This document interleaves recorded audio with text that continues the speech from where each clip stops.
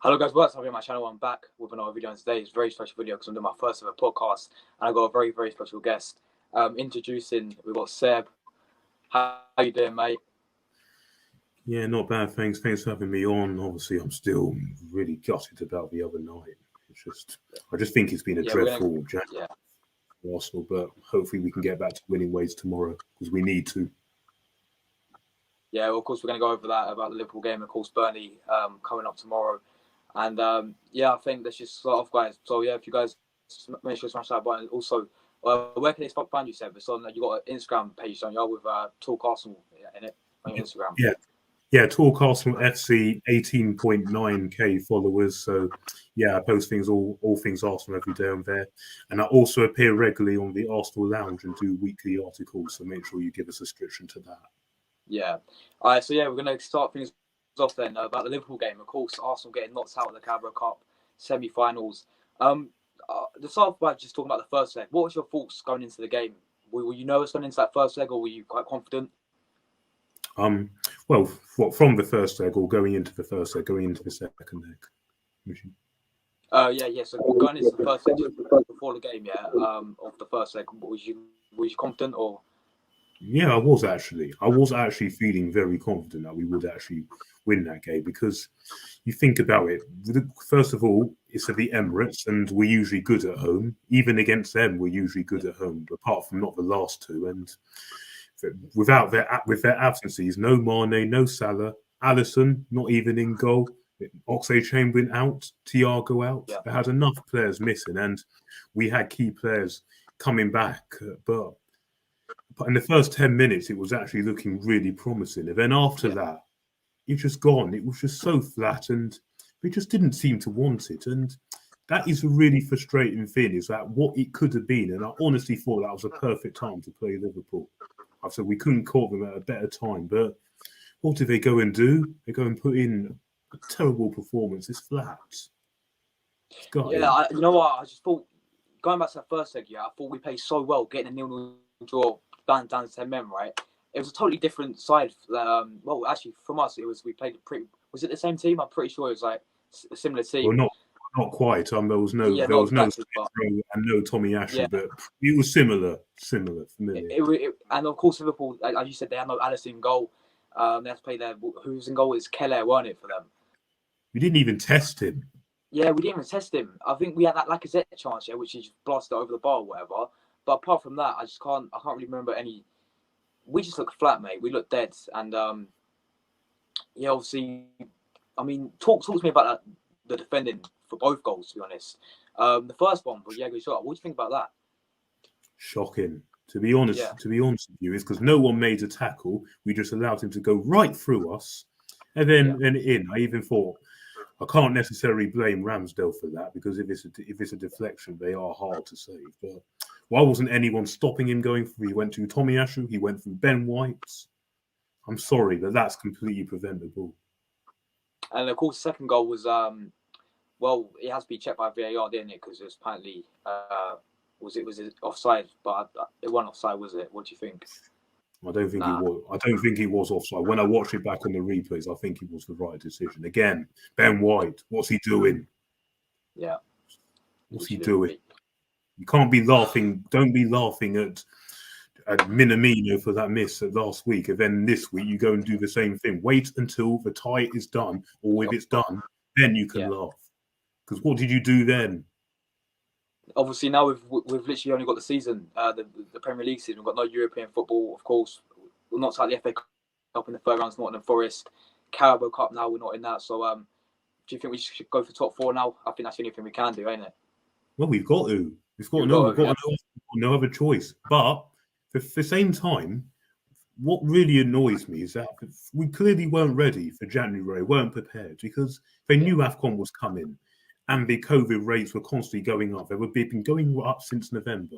So we were always going to have situations like that. And we knew the key areas where we were struggling were centre midfield and striker. And it's now only 9 days until the window shuts. I'm like, what have they been doing all this time to fill in those holes? And I have said for ages, we can't rely on these youngsters all year, because it won't work. If we're going to be burning out the likes of Saka, Smith Rowe, they're doing their hardest, and soon it'll be Martinelli. No wonder Smith Rowe out there looked knackered because he weren't ready to come back. Tommy Ashley, the same thing, was rushed back. But we have no choice because it just shows you how threadbare this squad is. It's the depth. It's depth and it's also discipline because now every game we're getting someone sent off. We've had 3 red cards in the last 4 games and 14, I think, in total since Mikel Arteta's improved. This also needs to be addressed because this is not helping. It's leaving us flat in midfield. Not buying anything. It's giving us flat. But yes, we have to definitely go out and focus on the top 4. And there is literally no excuses now with no European football. No excuses. What are your thoughts, of course, Thomas Partey? I mean, he came back from ASCON because I think Ghana finished bottom of their group, right? And he had, I think, 2 days rest? Or was it a day rest? Comes back into the squad, right? Tuesday was the way they got knocked out. And he actually came back on the same day. And to be honest with you, that was clear. That was clear desperation because he came back at midday that day. It was clear desperation. Mikel Arteta had to do that. But reality, he shouldn't be anywhere near that squad if we actually done our business properly. See, the problem we have now, right, is of course going into that Burnley game tomorrow. We have got literally, is it Samuel Lokonga? Because I think Panty Jack is not available, or Partey. We've literally got Samuel Lokonga as a senior midfielder. I know we've got Patino as well. So, like, who would you actually play for tomorrow in that midfield? To be honest with you, I don't think we've got any choice but to go with that same team. We haven't started. We haven't really got any choice. There's no other options, really. Yeah. Would you play like Odegaard alongside him then, like we did against Liverpool? Well, yeah, I'll go with a 3, just like how we did last time when we played Burnley. We actually played that exact formation. We had Partey in. I think was it Partey or was it Xhaka? It was one of them two in that holding role last time we played Burnley. Then we had Odegaard and Smith Rowe in front, and we're just going to have to just go with that. And seriously, this Burnley team, they've only won 1 game all season, and they're bottom of the league, and their main scorer gone. So there is no excuse to dominate and to break that team comfortably down and get a comfortable win. If we don't win that, then seriously, we've badly got problems. So yeah, moving on, of course, to the Burnley game, right? Obviously, you seem confident. Are you confident for the game? I mean, the bottom of the league. Come on, we've got to beat them. Yeah, we've got. Yeah. Last season we actually lost 1-0. If you remember correctly, we actually lost 1-0. I think Aubameyang's got an own goal and all that. So, we can't do that again, mate. Because I'm looking at the table right now, and we're 7th. I know we've got a few games in hand, right? But we've dropped down to 7th. West Ham lost today to Man United. I think it was it last minute goal. 1-0. It was offside. I don't know why that wasn't checked. Facts. Absolute facts. So now Man United have gone up to 4th. Of course, we've got Spurs in the mix as well. Our game got postponed with them.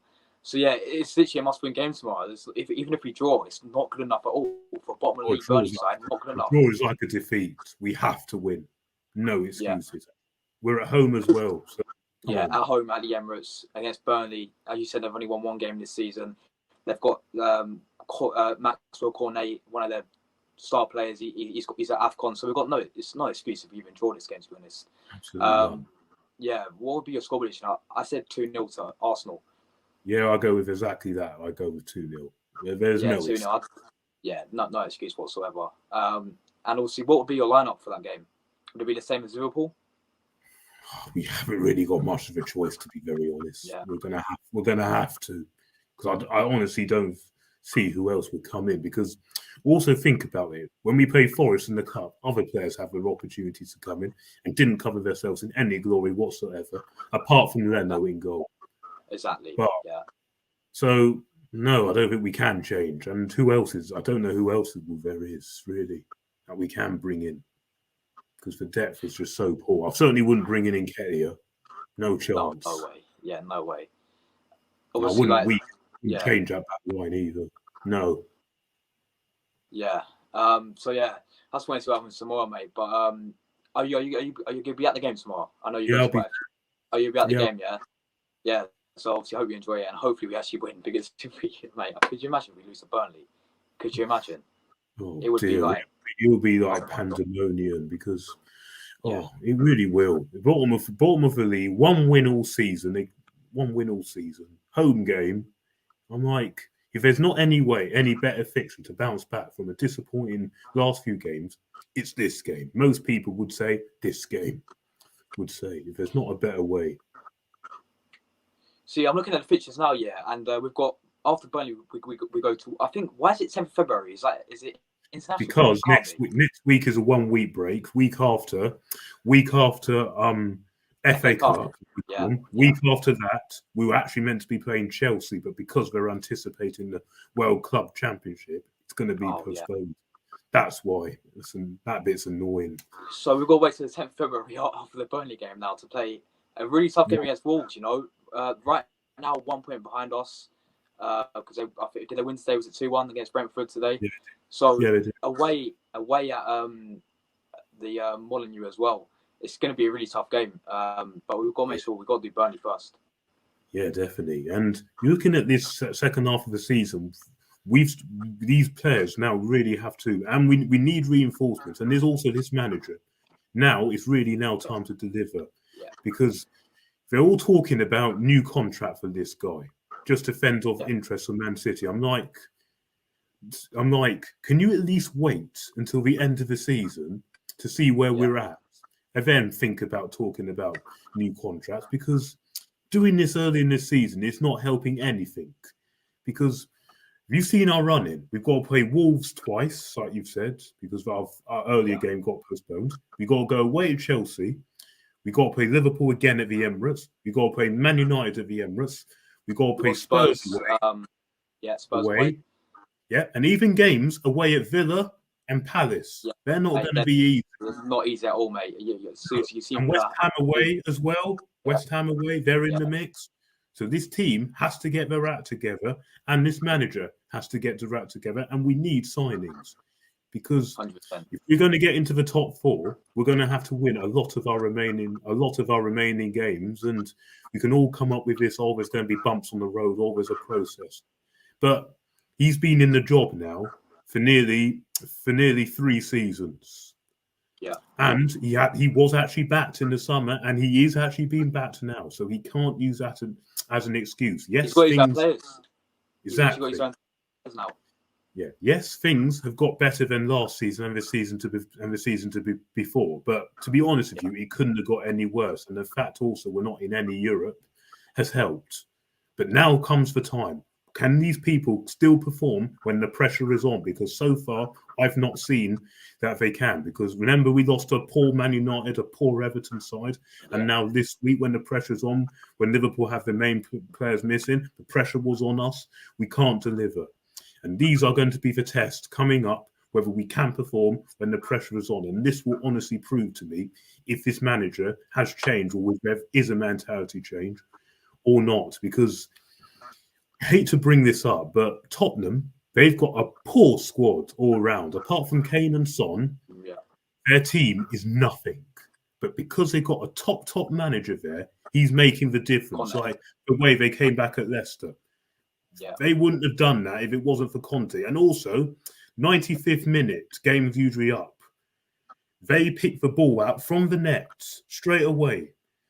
Well, when we played Crystal Palace early in the season and got that, we like acted as if it was done.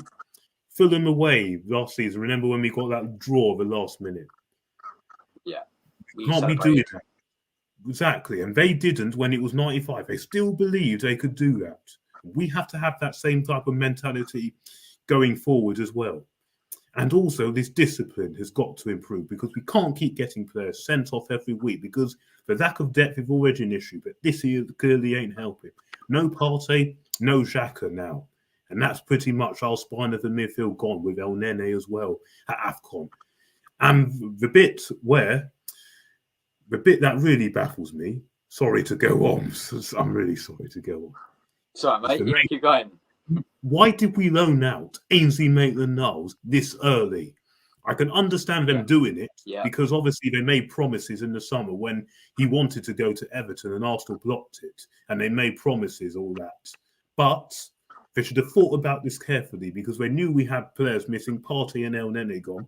They should have waited until these games were out the way, and then done it. Because, like you said, after tomorrow we don't have a game till the 10th of February, and after tomorrow there's still time remaining of the window. That's when they should have done it. And even if Roma didn't want to wait, other clubs will come in for him because he is a wanted man. Loads of clubs wanted him this summer. Loads of clubs wanted him last January. I'm not saying, can you at least wait? They should have said that because there was guarantee he would have played. There would have been no not playing then. He would have been guaranteed some game time and then done it. I can understand why they had to do it, but why did they do it this soon without proper thinking? Because this is all leaving us very, very, very, very short in that area. Because again, we could have done with him tomorrow, could have done with him at Liverpool, could have done with him at Forest. These sort of decisions that just baffle me, because if we don't get any midfielder in, then seriously, we're going to look back on this. And the striker, Vlahovic, I really want this guy, and I'm sure you do too, and most other Arsenal fans do, but we'll keep hearing these rumours that he doesn't really... Yeah, definitely. And I honestly think he's a striker that can take us back into the top four. But if he's saying all these things, I don't really want to come, I'd rather join Juventus, don't waste your time with it. Just move on. There's other people, Isaac, Calvert-Lewin. I'd even take someone like Ollie Watkins. Just don't hang around with someone that doesn't want to play for your club or only wants to be at your club for the money, because we've seen how that goes over the years. They won't give it 100%. They'll just do the odd thing and then they'll go quiet. We can't be having any of that going forward, and especially we are planning to spend all that money. Just go for someone who we can get some other alternatives to push us in that line. And if Vlahovic doesn't want to come, don't. But have we at least tried and actually put in a proper bid and trying to test the water? Because we're hearing sometimes, oh, they've made a bid. Oh, it's been accepted. Oh, no, Fiorentina saying, no bid's been made yet. What is it really? Are we actually serious about it or ain't? And the last time, I'm really sorry to be blabbering on, the last time I was actually on this channel, I said Philip Coutinho. Keep going. I said Philip Coutinho, I'd sign him. I said, I'm like, can you not say that he wouldn't have made a difference going into these games? Because look at what he's doing at Villa. Last week, got the goal. Even today, he played really well. And proven in the Premier League, knows it inside out, would suit Mikel Arteta's style of play, would help the youngsters, and will ease the pressure, and would ease the pressure also on these youngsters, because we could have had him in. He can get goals from midfield. He's done it. And I've said, and Barcelona were literally trying to give him to us. But I'm like, what were we thinking? I'm just like, seriously, we didn't even have to spend so much, like 7 million or 17 million or something. I'm like, it's a no-brainer if he's available. It's always these type of decisions that always come back and affect us. And we cannot have another season where we don't do much and we implode from now, because we were in a great position. Come Boxing Day, we were doing really well with those big wins against West Ham, Leeds, who's the other team? Norwich, Southampton. Really well. It was all set up nicely in the top four. That if we have a good January, then we will be favourites. And people were now including the media, funnily enough, were starting to take us seriously. No, actually, this Arsenal team looks decent, but after what's gone on, are they really going to start taking us seriously now? It's up to us now, in our hands, to go and change that in these next few months and this window. And we start tomorrow, and then we follow that, then we build from that. And we don't stop there, even if we do beat Burnley 5-0, etc. We don't stop there. We invest, get those positions fulfilled, and keep us going for the rest of the season to now make sure we get into that top four. Because now we've gone out those 2 cup competitions, it's an absolute must now. Otherwise, this manager cannot hang around. And people say top 5, top 6. Oh, that's an improvement. Maybe it is, but considering the circumstances of what we're in, no European football, Man United struggling, Tottenham have a very poor squad because they're only going to get better going forward. So we need to take this opportunity by the scruff of our neck. And West Ham are in it as well, but they've got Europa League to deal with. So I don't see them holding on. So the golden opportunity is there to be got at. And this is the chance, because this is the season where we need to stamp our authority, and these people at the top need to be thinking the same thing. We have to now get into the top four. It's a must. Otherwise, it's a wasted season once again. Mate, I 100% agree with you. And wait, I'm just gonna quickly. I'm gonna ask you this question quick. Who do you actually blame for this? All this stuff happening. Do you blame the manager? Do you blame Edu? Do you blame the owner? To be very honest with you, it's a mixture of all. The decision to loan out Maitland-Niles, that's without thinking this early, that's Mikel Arteta and Edu's fault. The Nottingham Forest game is the players' fault. And you could kind of say the Liverpool game probably the Liverpool first leg game was Granit Xhaka's fault. And also the fact that we haven't got anyone in now when we've had these games, that's Mikel Arteta and Edu's fault. So it's a combination of everyone put together. Everyone's got to take responsibility. You can't just single out people. The players, the manager, the owners, the directors, a lot of them have to take responsibility for this. You blame the lot of them. A whole lot of them. Wait, sorry, mate. I just need to quickly get my charger. My phone's just on 1%. I'll be right back quick, all right, mate? Okay. 1 sec, hold on.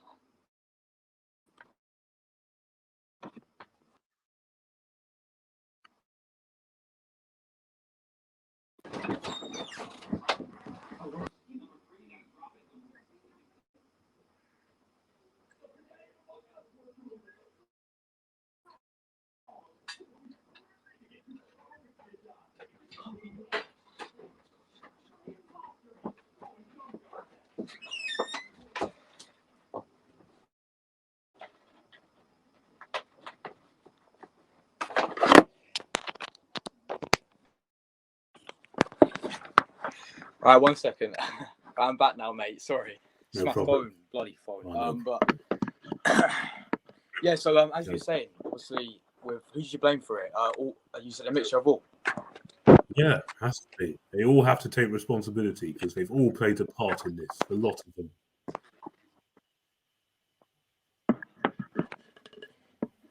Yeah. So yeah, we're gonna move on now, and I think we could do a keep or sell if you want. So go through every Arsenal player, and do a keep or sell. Yeah, So I'll quickly share the screen. I'm looking forward to this bit.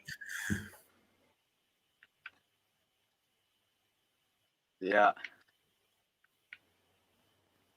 Can you see the screen all right, mate? Yes. Yeah, there we go. Yeah, obviously in goal, Burnley. Of course, you're a massive fan of Burnley. What do you think about him? Would you sell him or keep him? He's an absolute must keep because basically he's the only one in that Forest game and this season that has come in and actually still produce and still proves that he wants to fight for this place. And I do feel so sorry for him because even early in the season, before Ramsdale did come, he was actually playing really well and he wasn't really did much wrong. So keep him. And I'm hearing rumours that we're thinking of letting him go and we're looking at this Australian keeper. I'm just like, no, we don't need to worry about a keeper. Worry about the midfield and worry about the attack. Don't worry about the keeper. No, Leno is a must keep. And yes, I am a big fan of him, and I do actually think he should. I actually agree with you, mate. I do think we should keep Burnley. He's actually, when he has came in, as you said, I thought he's done absolutely superb. So definitely. He's going to still try to change for that number one spot. Of course, moving on to Aaron Ramsdale, for me, it's a definite keep for Aaron Ramsdale. He's been absolutely phenomenal. Oh yeah, absolutely. Oh yeah, absolutely must keep. Yeah, definitely. He's been brilliant since he signed. Absolutely brilliant. And we've got an interesting one here. I think he's a young goalkeeper, Arthur Akinoa. I don't know how to pronounce his name. But would you loan him out for a season? Of course, we've got Wilson on Yes. loan and all that. You think you're loaning out? Yeah. Yeah, we must loan him out because the times I've seen him, he's not really ready. I remember that what happened against. I remember Hearts. him playing in that pre-season game against. Was it? Yeah, he missed Birmingham? kicks. Hearts. Yeah, he missed kicks. No, not Hearts. Hibernian. Yeah, Hibernian. Yeah, you're right. Yeah, you're right. Loan. Yeah, it was Birmingham. I was like, oh my god. Yeah, you're right. But he's young, so he will learn, of course. Oh yeah, he'll learn. Just loan him out. Moving on to the defence, then of course Kieran Tierney is a definite keep. No question whatsoever about 100%. That. Yeah. Ben White, I thought he's done superb since he's came in. Yeah, I'll keep him. Yeah, he's forming a good partnership with Gabriel. Keep. Of course, Gabriel as well, 100% keep. I mean, he's our best defender. Yeah, he's been great. And then we've got Rob Holding. What about him? Oh, that's a tough one. To be very honest with you, I would have rather kept Murray over him because Holding has been at the club for a good number of years now, and to be honest with you, he hasn't really progressed. So I would actually incline to move him on. I would actually be inclined to, and also we got Saliba coming in. Because if you think about it, I reckon. Obviously we've sold Pablo Mari. Have we loaned him? Or was it loaned? We've loaned him. Udinese. Loaned in the summer. Is it until the end of the season? Yeah, at the end of the season we have to really keep him. Otherwise we're going to be short there. But this summer he needs. This summer I will be looking to move him on this summer. But the rest of the season we got to keep. Yeah. So what about Cedric Suarez? Of course, it was absolutely shocking against Nottingham Forest. Sorry, he's a backup right back. He's not good enough. Sell. We're looking at this Spence I sell. He's not good enough. Excellent. But Spence, for me, right, I think he's an absolute baller. When he played against us for his start, definitely sign him up. But moving on to Tommy Yasu, obviously it's a definite keep. You know, I don't think anyone expected him to. I don't think anyone expected him to actually be this good. To be honest, I don't know. What about you? Did you ever heard of him before we actually signed him? I hadn't really. I'm not going to lie. I hadn't seen him play, but fair play to him. He's done well, and he was getting a lot of stick the other night. Now, yes, he didn't have his best games, but he was being rushed back. He was clearly came back from this calf injury that he had. He clearly wasn't ready, and that's down to the lack of depth in the squad. So I won't really go in hard for him on that, but because he has been brilliant. So yeah, that's my say on that. Yeah, and moving on to Nuno Tavares, another guy who is been a bit hit or miss. Obviously, got subbed off quite early against Nottingham Forest. Yeah, would you keep him for another season?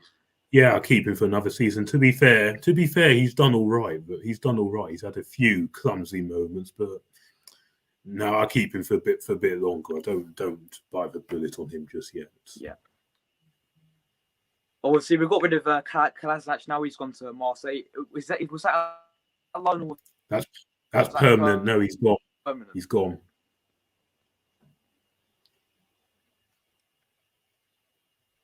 Oh, okay, yeah, so a permanent deal for him. Callum Chambers, what about him? Obviously, I thought he was superb against Liverpool in the first leg, 0-0. Would you keep him? Again, like Rob Holding, he's been at the club for a long time and he's never really delivered. And his contract is up at the end of the season. So again, I'll be looking to move him on. No, I think the time's done here. I think he needs to be going. Yeah, moving on to the midfield now. Thomas Partey, what about him? Signing for 50 million from Atletico. Would you keep him? Yeah, keep him. Yes. Yeah. Yeah. Of course, Saka is definite keep. No way he's going to give that new contract. Keep him. 100%. New contract as well, because you only have 2 years left come the summer. So, new contract.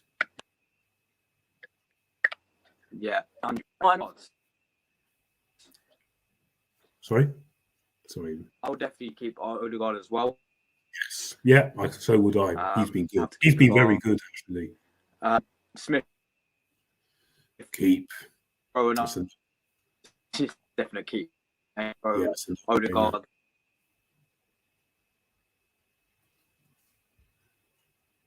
This one, Sammy Lokonga. Keep. What do you think about Sammy Lokonga? Would you keep? Well, the midfield we've got, mate. I reckon we should be keeping Sammy Lokonga. Yeah, keep him. To be fair, he's done all right. He hasn't done badly. So. Hold on, you're lagging a little bit. I can't really. Yeah. Yeah. So yeah, moving on to Mohamed El Neni. No, he has to be moved on. Sell. What about El Neni? Would you sell him? Or yes. Keep? Sell. He has to be moved on. Well, we can't sell him this month because of the lack of options in midfield. But the summer, he needs to be moved on. Don't give him a contract. Move him on.